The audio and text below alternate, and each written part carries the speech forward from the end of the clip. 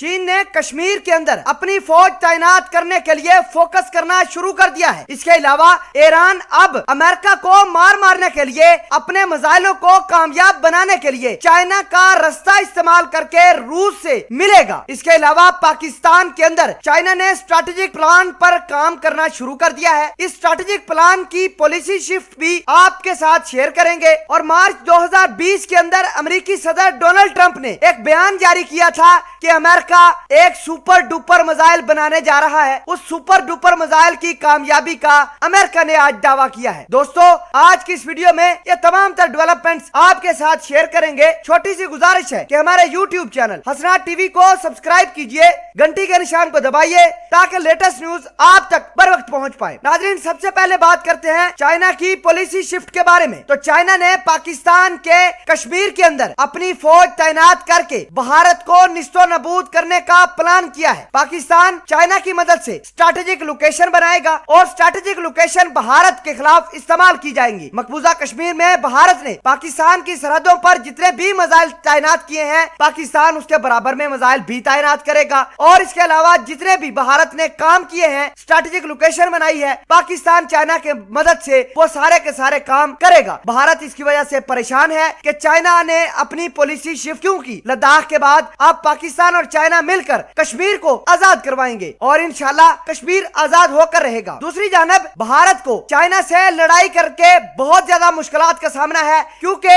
China और Iran का साझा दुश्मन अमेरिका को मारने के लिए चाइना ने ईरान की डील रशिया से करवाने की तैयारियां शुरू की हैं। रशिया की मदद से ईरान अपने मिसाइलों को मजीद ताकतवर बनाएगा। चाइना की डील की मदद से ईरान और रशिया आपस में बड़े क्लोज होंगे और अब ऐसा लगता है कि ईरान अपने एटमी बम हासिल करने में सलाहियत हासिल कर लेगा। नाज़रीन, सबसे अहम और बड़ी खबर यह है कि अमेरिका ने अपना सुपर डुपर मिसाइल का कामयाब टेस्ट कर लिया है और अमेरिका के सदर डोनाल्ड ट्रंप ने खुद आकर यह कहा है कि वो अपने सुपर डुपर मिसाइल को आइंदा कुछ दिनों में अपने जंगी बहरी बेड़े के अंदर शामिल कर लेंगे। आपको बता दें कि अमेरिकी सदर डोनाल्ड ट्रंप ने मार्च 2020 के अंदर एक मिसाइल के टेस्ट का ऐलान किया था और उसी मिसाइल को सुपर डुपर का नाम भी दिया था। आज उसकी कामयाबी के बारे में पेंटागन ने और अमेरिकी सदर डोनाल्ड ट्रंप ने ऐलान कर दिया है। पेंटागन के मुताबिक अमेरिका का यह सुपर डुपर मिसाइल रशिया के S-400 मिसाइल सिस्टम और S-500 मिसाइल सिस्टम से